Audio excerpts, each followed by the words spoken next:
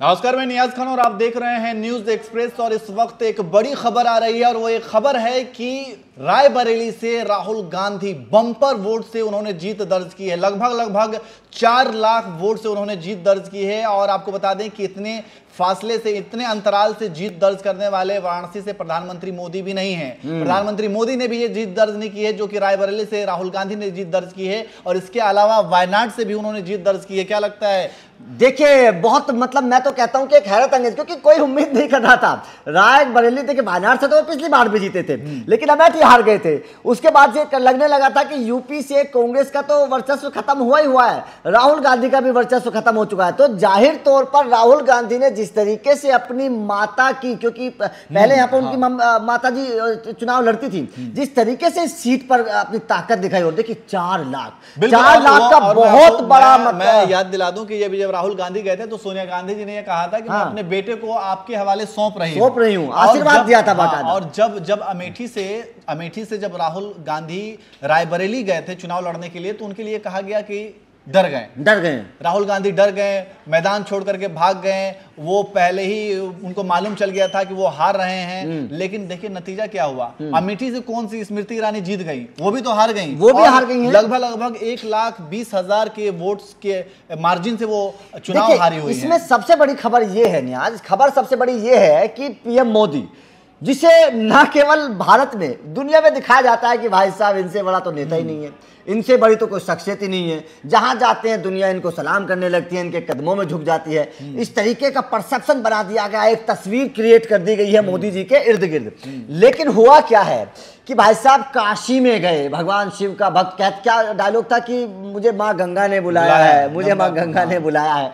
हुआ क्या है कि माँ गंगा जी ने आशीर्वाद ऐसा दिया है तो जीत तो मिल गई है। शुरुआती घंटे में तो मोदी जी भी पीछे थे, 4-5 हजार वोट पीछे थे। शुरुआती घंटे में बड़ी चर्चा हुई थी, जीत तो मिली है, लेकिन उस वोट मार्जिन की बात है, वही मैं चर्चा कर रहा हूँ। अच्छा, पहले या दूसरे राउंड में वो पीछे भी हो गए थे। हाँ, वही तो मैं बोल रहा हूँ कि अगर देश का पीएम, मोदी जैसा पीएम अलग बात है, लेकिन मोदी जैसा पीएम जिसको भगवान का दर्जा दे दिया देश के लोगों ने, अगर वो इंसान भी शुरुआती राउंड में पीछे रह सकता है तो सवाल है। लेकिन अब बहरहाल जो जीत है, जीत का मार्जिन इसलिए हम काउंट कर रहे हैं, इसलिए हम कंपेयर कर रहे हैं क्योंकि 2 नेताओं की लड़ाई है।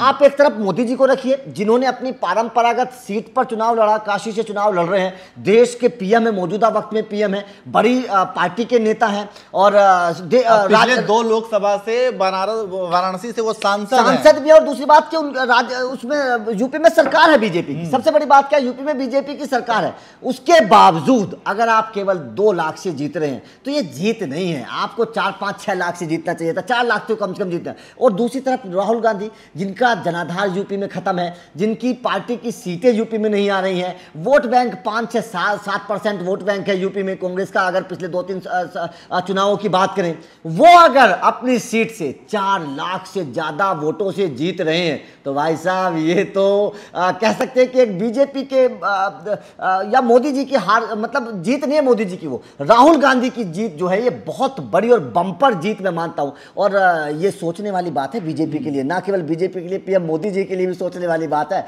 सोचेंगे जरूर भाई। स्मृति ईरानी के लिए कितनी बड़ी सोचने वाली बात है। क्या उनका घमंड टूटा है? देखिए, घमंड तो जाहिर तौर पर दोनों मतलब पड़ोसी हैं। जो दोनों सीटें रायबरेली और अमेठी पड़ोसी सीट हैं, और असर नजर आया। राहुल गांधी की जो हवा थी ना, जो एकदम सुनामी बह रही थी, उस सुनामी का असर अमेठी पर भी आया। और कुछ लोग तो ये भी बोल रहे हैं कि राहुल गांधी को वापस आना चाहिए था अमेठी। मजा आ जाता अगर राहुल गांधी अमेठी को आते और अपनी हार का बदला लेते।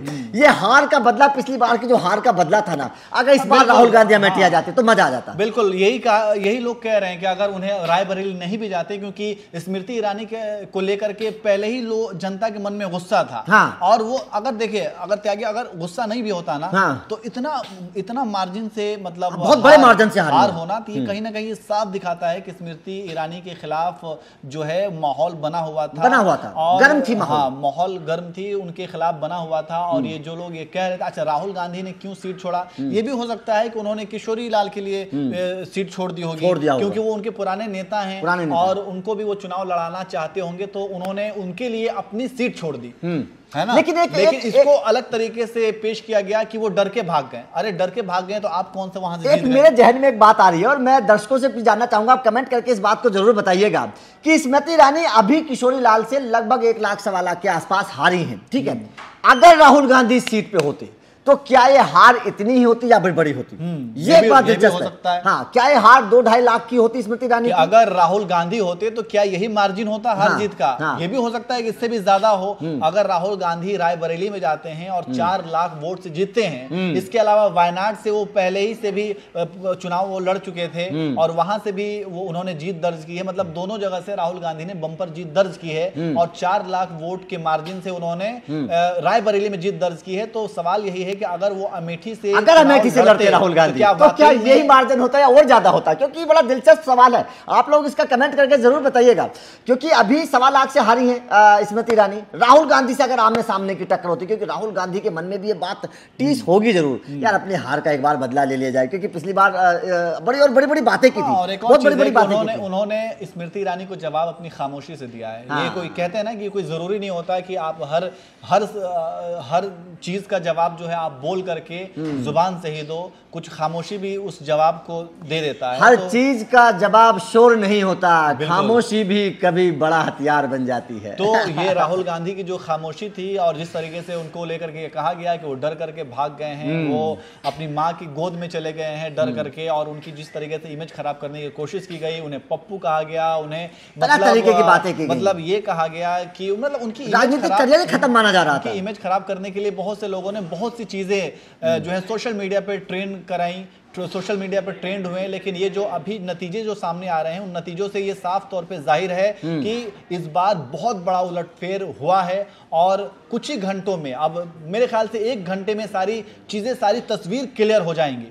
बिल्कुल तस्वीर क्लियर हो जाएगी। देखिए, और ये चर्चा हम इसलिए कर रहे हैं और चर्चा करनी जरूरी भी, और राजनीतिक जगत में इस तरीके की चर्चा होगी भी। चर्चा इसलिए होगी क्योंकि राहुल गांधी का अभी राजनीति, देखिए राजनीतिक पार्टी से जरूर है, लेकिन देश का मौजूदा वक्त में पीएम, वो भी मोदी जैसा पीएम, अपने गृह मतलब अपने राज्य में जहां बीजेपी की सरकार है, योगी जैसा फायर ब्रांड नेता जहां पर मौजूद है, अगर वहां से मोदी और राहुल दोनों के फासले को कंपेयर करें तो दुगने से भी ज्यादा का फासला है। और ये फासला बहुत बड़ी कहानी बयान कर रहा है आने वाले फ्यूचर को लेकर।